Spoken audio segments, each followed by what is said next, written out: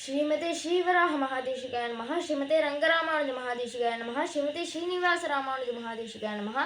ஸ்ரீமதே நிகமாந்த மகாதேசிகாய நமஹ. ஸ்ரீமதே ராமானுஜாய நமஹ. அடியன் மணப்பாக்கம் நியோனி பக்தி சாரதாசன்.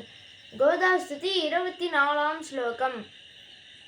ஆர்திரா பராதினி அப்படின்னு ஆரம்பிக்கிற ஸ்லோகத்துல பாவிகளுக்காக எம்பெருமானிடத்தில் பரிந்து பேசி காப்பாத்துறார் கோதா. ஆர்திரா பராதினி ஜனேப்யபிரக்ஷணார்த்தம் ரங்கேஸ்வரஸ்ய ரமயா விநிவேத்யமானே பார்ஷ்வே பரத்ர பவதி யதி தத்ர நாசீத் பிராயேன தேவி வதனம் பரிவர்த்திதம் ஸ்யாத்.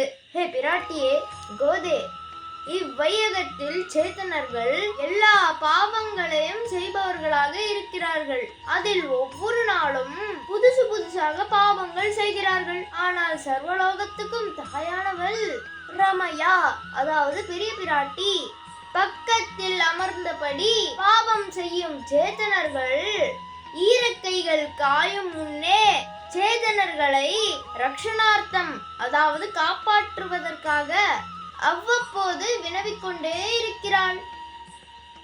ஒருவேளை சலித்து போய் பெரிய பிராட்டியின் பக்கில் இருந்து பரத்ர பார்ஷ்வே, அதாவது மறுபக்கம் உனது நாயகன் எம்பெருமான் தனது திருமுகத்தை திருப்பிக் கொண்டால் அங்கு நீ இருப்பாய். நீயோ பூமி பிராட்டியின் அம்சம். நீயும் குழந்தைகளான எங்களை கைவிடப் போவதில்லை.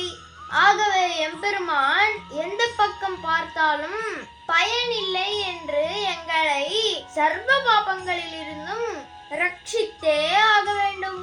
இப்படியாக ஒரு பக்கம் பெரிய பிராட்டி, ஒரு பக்கம் நீயும் இல்லாவினில் எங்கள் கதிதான் என்ன? அடுத்த ஸ்லோகத்துல கோதை தன் புருவத்தை நெரிப்பதால் பெருமானது சுதந்திரம் குலைதல், அதை பத்தி பார்க்கலாமா? அடியேந்தாசன்.